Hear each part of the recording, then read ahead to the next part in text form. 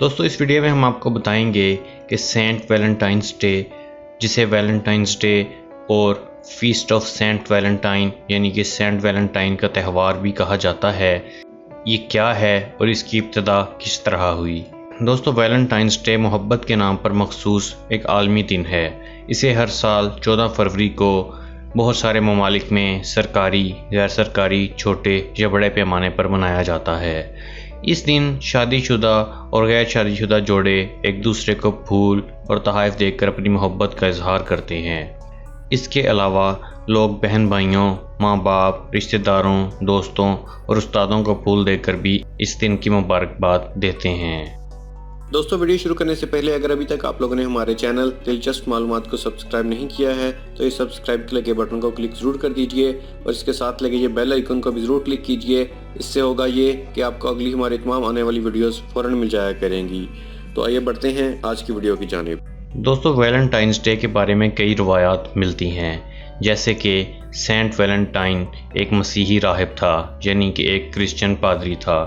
اس سے بھی Valentine day کے حوالے سے کچھ باتیں جڑی ہیں۔ اسے عاشقوں کے تہوار کے طور پر کیوں منایا جاتا ہے اور سینٹ ویلنٹائن سے اس کی آخر کیا نسبت ہے، اس کے بارے میں بک آف نالج کا یہ پیراگراف لائق توجہ ہے۔ ویلنٹائن ڈے کے بارے میں یقین کیا جاتا ہے کہ اس کا آغاز ایک رومی تہوار لوپرکیلیا کی صورت میں ہوا۔ قدیم رومی مرد اس تہوار کے موقع پر اپنی دوست لڑکیوں کے نام اپنی قمیضوں کی آستینوں پر لگا کر چلتے تھے۔ بعض اوقات یہ جوڑے تحائف کا تبادلہ بھی کرتے تھے۔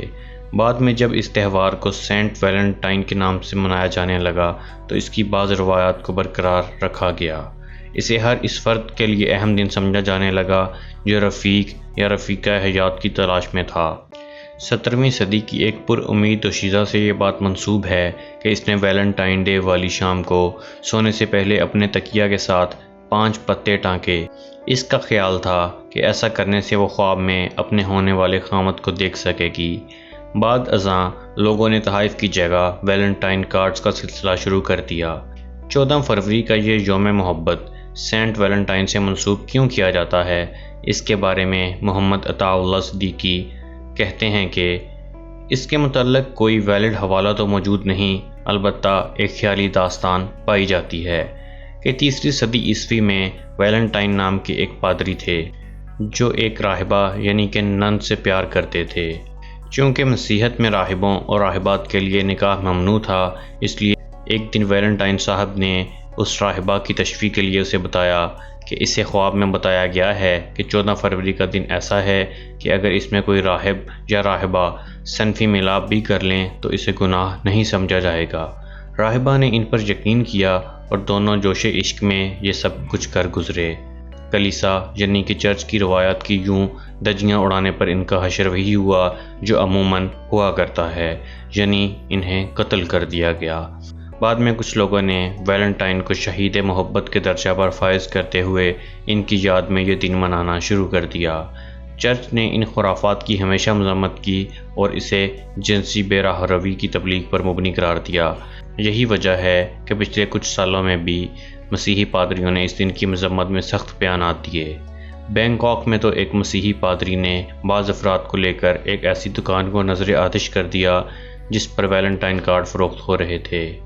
اس کے علاوہ اس دن کی تاریخ اس مسیحی راہب ویلنٹائن سے یوں جڑی ہے کہ جب رومی بادشاہ کلاڈیوس کو جنگ کے لیے لشکر تیار کرنے میں مشکل ہوئی تو اس نے اس کی وجوہات کا پتہ لگایا۔ بادشاہ کو معلوم ہوا کہ شادی شدہ لوگ اپنے اہل و عیال اور گھر بار چھوڑ کر جنگ میں چلنے کے لیے تیار نہیں ہیں، تو اس نے شادی پر پابندی لگا دی۔ لیکن ویلنٹائن نے اس شاہی حکم نامے کی خلاف ورزی کرتے ہوئے نہ صرف خود خفیہ شادی کی بلکہ اور لوگوں کی شادیاں بھی کرانے لگا۔ جب بادشاہ کو معلوم ہوا تو اس نے ویلنٹائن کو گرفتار کیا اور 14 فروری کو اسے پھانسی دے دی۔